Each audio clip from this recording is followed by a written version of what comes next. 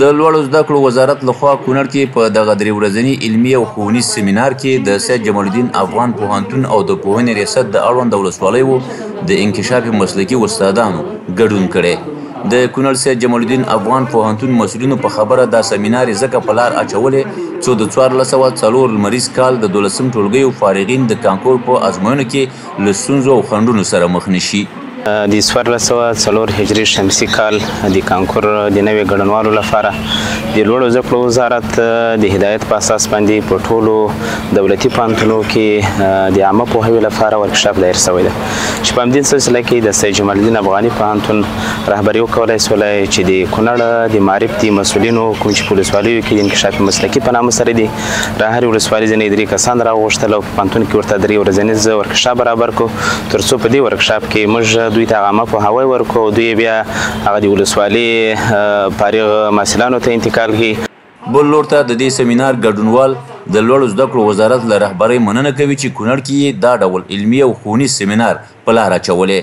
د کونړ معارف مسؤلین او استادان دا ډول علمي او ښوونیز سیمینارونه د ښوونکو او زده کوونکو په ګټه بولي. هدف د دې سیمینار دا و چې مونږ اکثره وخت کې شاګردان چې د 12 صنف نه فارغیږي هغه کانکور ته راځي په کانکور کې هغه امتحان ورکوي هغه وړتیا د سوالونو مطابق او از هغه استعداد زموږ شاګردان یقینا چې لري خو اما په تخنیکی برخه کې یا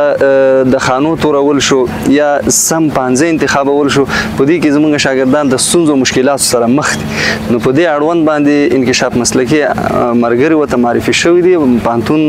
د استادانو د طرفه دغه تخنیکی سیمینار پر مخ وړل کیږي نو د دوی نه مننه او شکریه ده.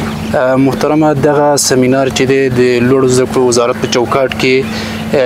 د هغه زده کوونکو لپاره چې د 12 ټولګي نه فارغیږي او کانکور ازموینه ورکوي د هغې په تخنیکي برخه کې همدې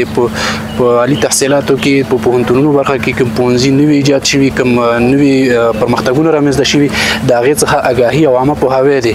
تر څو موږ وکولی شو د معارف نمایندګان او علمي اعضا مستقیما دغه پروګرام او ورکشاپ موضوعات خپلو فارغو شاګردانو چې کانکور ملي ازموینه ورکوي هغوی ته ورسوو. دا لومړی ځل دی چې د لوړو زده کړو وزارت له لوري د کانکور په ازموینه کې د 12 ټولګیو فارغینو ته د لارښوونې په موخه استادانو ته 3 ورځنی علمي او ښوونیز سیمینار جوړیږي.